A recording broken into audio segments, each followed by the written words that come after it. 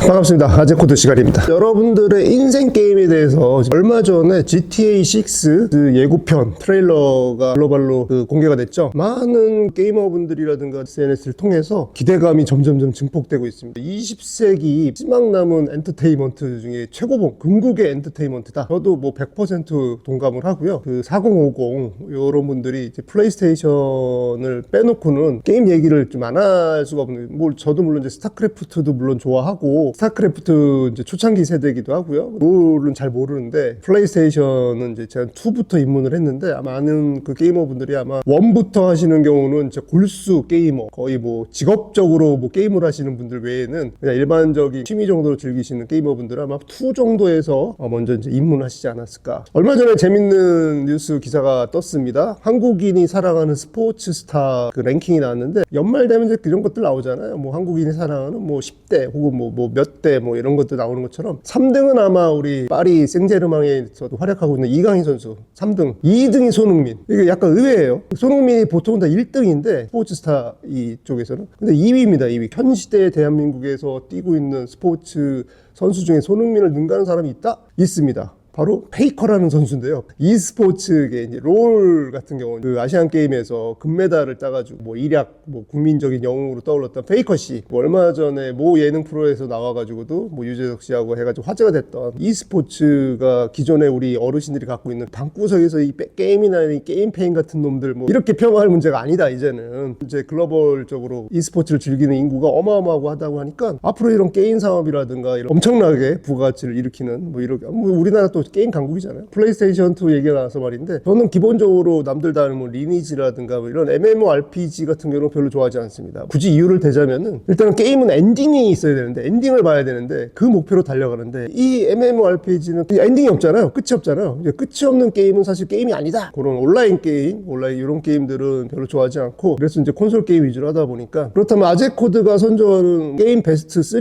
뭐 이 정도 수많은 뭐 타이틀들이 있겠지만 저한테 가장 인상 깊었던 게임을 고르라 그러면은 굉장히 어렵지만 그래도 좀 골라보겠습니다. 일단 첫 번째는 바이오 하자드 4편입니다. 뭐 미카미 신지가 이제 바이오 하자드의 아버지라고 그러잖아요. 미카미 신지의 마지막 캡콤에서의 바이오 하자드의 마지막 작품이다 하고 바이오 하자드가 그런 호러 어드벤처 액션 게임의 교과서입니다. 거의 뭐 모든 걸 만들었죠. 3인칭 숄더 그 시점부터 해가지고 유기적으로 꼬여있는 맵이지만 일자 이제 진행 이벤트라든가 서브 퀘스트라든가 뭐 파밍하고 아무튼 액션 어드벤처 게임이 가지고 있어야 될 그 덕목을 완성시켰다고 봐도 과언이 아닐 정도로 바이오 하자드 4편 이후에 나왔던 이제 5편, 6편 같은 경우가 계속 그런 그 스타일과 그런 시스템을 통해서 왔기 때문에 어떻게 보면 좀 기념비적인 작품이다. 호러 액션 어드벤처라는 새로운 장르를 개척한 거는 바이오 하자드 시리즈가 맞는데 그 게임성이라든가 산업으로서의 그런 발전은 역시 바이오 하자드 4편이 아니었나. 두 번째는 부인할 수 없는 GTA 5편입니다. 오픈월드라는 장르가 사실은 그렇게 콘솔에서는 뭐 이렇게 흔한 장르는 아니죠. 오픈월드라고 하면은 뭐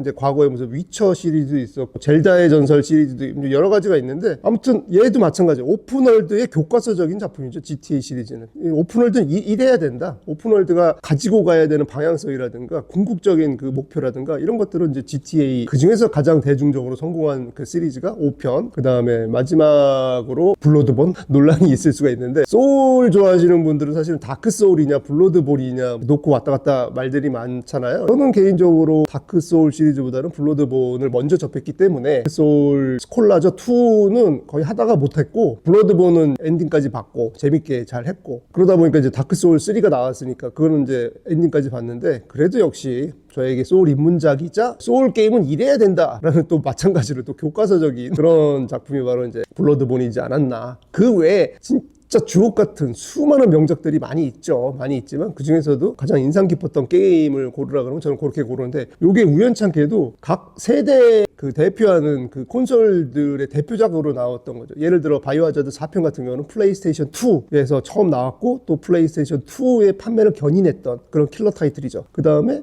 GTA 5 같은 경우는 플레이스테이션 3로 얘가 데뷔를 했고 그 다음에 마찬가지로 플레이스테이션 3의 매출을 일으켰던 어마어마하게 일으켰던 블러드본 5 같은 경우는 플레이스테이션 4에서 나왔죠. 4에서 그러니까 각 그 세대별로 나왔던 그 대표적인 타이틀이기도 하고 각 장르의 완성을 시켰고 그 다음에 더 발전시켰던 그런 게임들이 아니었나 이렇게 생각을 해봅니다. GTA 6 이제 예고편을 뭐 보신 분들이 많이 계실 거예요. GTA 6가 이것도 여러 가지 또 기록들을 또 깰 것 같아요. 이제 GTA 5편 같은 경우가 제작비가 벌써 2억 달러가 넘었죠. 2억 달러 제작비만 2억 달러가 넘어서 거의 8억 달러에 가까운 수익을 냈다고 하니까 뭐 이거는 거의 뭐 게임이 이래서 진짜 어마어마한 수익을 내는 이거는 고부가가치 사업이다. 2억 달러라 그러면 약간 좀 감이 안 오시는데 옛날에 헐리우드 블록버스터 영화들의 이게 흥행 성적을 그 기준점으로 잡았던 게 1억 달러래요. 1억 달러. 1억 달러의 수익을 올리면은 이거는 뭐 흥행 대박난 작품이다라고 했는데 흥행이 1억 달러가 아니라 제작비가 2억 달러가 들었으니까 진짜 엄청난 물량을 쏟아부었다고 해도 과언이 아니죠. 근데 이번에 거의 한 10년 만에 나온 신작이죠. 6 하는데 거의 제작비가 3억 달러 이상 들을 것은 뭐 당연시 되고요. 조심스럽게 글로벌 매출은 한 1조 정도 보지 않겠냐. 게임 업계가 술렁이고 있습니다. GTA 6 트레일러를 보니까 한 3가지 정도의 특징을 잡을 수가 있는데 첫 번째는 오브젝트라 그래야 되나? 그 밀도가 그 NPC들의 밀도가 되게 좋아. 예를 들어서 거리에 그 지나가는 그 사람들이 이제 군중들이 막 지나가는데 6 때는 확실히 예고편이긴 하지만 유추해 봤을 때 굉장히 많은 그 오브젝트들이 움직이고 있더라. 꽉꽉하게. 그러니까 사람들이 많다는 얘기죠. 인파들이 그 안에 들어가서 그 NPC들과 부딪히고 상호 호환 작용하고 뭐 이랬던 것들이 더 많아지게 되는 거죠. 다양하게. 와, 이게 진짜 리얼 세계에서 게임을 하는 듯한 그런 착각을 일으킬 정도로 그런 기술이 많이 발전했다라는 게 느껴지고 뭐 중간중간에 나오는 그 뭐 SNS에 인스타그램을 연상시키는 그런 이제 창들이라든가 뭐 그런 것들이 많이 나오는데 미국 사회 전반적으로 이런 SNS의 홍수 시대를 살고 있다라는 걸 갖다가 단적으로 나타내는 그런 예이지 않나. 그런 비슷한 영화도 나왔잖아요. 옛날에 그 서치라는 영화 보면은 거의 그 SNS 화면으로만 영화가 진행이 되는 이런 정도로 이게 SNS가 거의 이제 일상이지 않나. 그걸로 대화하고 그걸로 소통하고 그걸로 페이를 하고 뭐 지도를 찾고 그다음에 대화를 나누고 메신저 역할도 하고 메일도 보내고 아무튼 SNS 속에 갇혀 사는 더욱더 심화시켜서 보여주지 않나. 그다음에 마지막으로는 PC주의가 어디로 가느냐. 사실은 그동안에 그 GTA 같은 경우는 전통적인 그 백인 주인공들이 나오지는 않았었어요. 그러니까 5편만 하더라도 흑인도 나오고 백인 중에서도 약간 이제 못 사는 노동자 계급의 백인들 주인공들이 워낙 뭐 갱스터들이기도 하지만 이번 6편에서는 뭐 얼추 유추해보는데 히스패닉 계통의 그 여성이 아마 주인공. 이거 여성이 나왔는데 흑인이 아니라는 거, 뭐 아시아계가 아니라는 거 이것만 하더라도 약간 PC가 좀 다른 쪽으로 흘러가지 않나. 약간 좀 긍정적으로 보는 거죠. 너무 PC 하니까 뭐 흑인 인어공주가 나오고 그다음에 뭐 흑인 뭐 007이 나오고 원작이라든가 캐릭터가 완전히 망가지면서 그냥 어거지로 낑겨 넣는 그런 PC가 아니라 납득할 수 있는 GTA 6 같은 경우는 약간 기념비적인 작품이 마지막 플스5의 황혼기의 플레이스테이션 5의 거의 모든 스펙과 모든 그 그래픽을 끌어올려서 만드는 2026년도에 나온다고. 그 사이에 차세대기는 아마 나오기 힘들겠죠.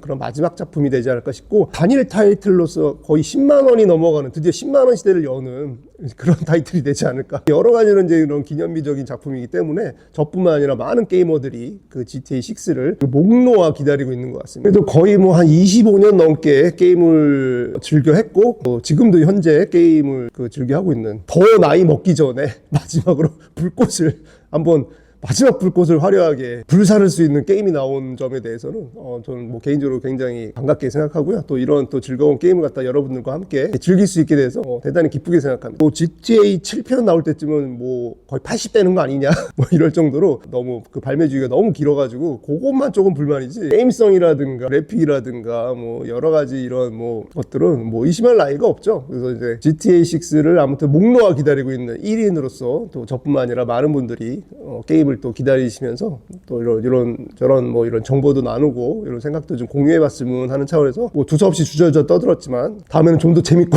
유익한 이거 식상하다 이것도 이제 그런 아이템으로 여러분들과 함께 소통해 보도록 하겠습니다. 자, 다음에 만나요.